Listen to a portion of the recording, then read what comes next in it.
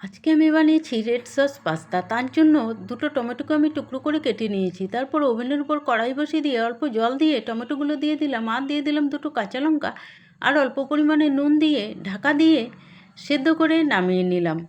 তারপর ওভেনের উপর আবার কড়াই বসিয়ে দিয়ে কড়াইয়ের মধ্যে জল দিয়ে দিলাম, তারপরে দিয়ে দিলাম পাস্তা আর অল্প সাদা তেল দিয়ে যতক্ষণে পাস্তাটা সেদ্ধ হচ্ছে, অন্যদিকে ওভেনের উপর আমি আরেকটা কড়াই বসিয়ে দিয়ে কড়াইয়ের মধ্যে তেল দিয়ে দুটো ডিমকে ভেঙে দিয়ে দিলাম, আর অল্প পরিমাণে নুন দিয়ে ডিমগুলোকে ঝুরো ভাজা করে নামিয়ে নিয়েছি। ওদিকে আমার পাস্তাগুলো সেদ্ধ হয়ে গেছে। তারপর জল ঝরিয়ে নিয়ে ওভেনের উপর কড়াই বসিয়ে দিয়ে কড়াইয়ের মধ্যে তেল দিয়ে দিলাম, আর পাস্তাগুলোকে দিয়ে দিলাম, আর দিয়ে দিলাম অল্প পরিমাণে নুন।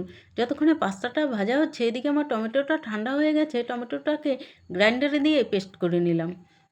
ওদিকে আমার পাস্তা ভাজা হয়ে গেলে পাস্তাটাকে নামিয়ে নিলাম। তারপর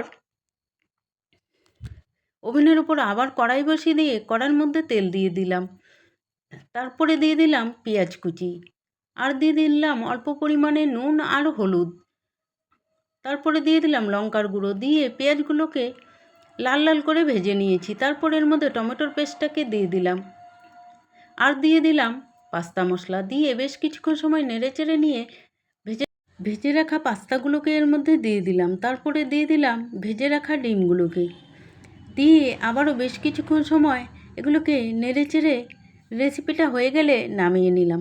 তো আমার রেসিপিটা তোমাদের কেমন লাগলো? যদি ভালো লাগে তাহলে লাইক, কমেন্ট, শেয়ার এবং চ্যানেলটিকে সাবস্ক্রাইব করে দিও। দেখো দেখতে কত সুন্দর হয়েছে, খেতেও কিন্তু দারুণ হয়েছিল। পরের দিন দেখা হবে অন্য কোনো ভিডিও নিয়ে। ততক্ষণে যাও, টাটা।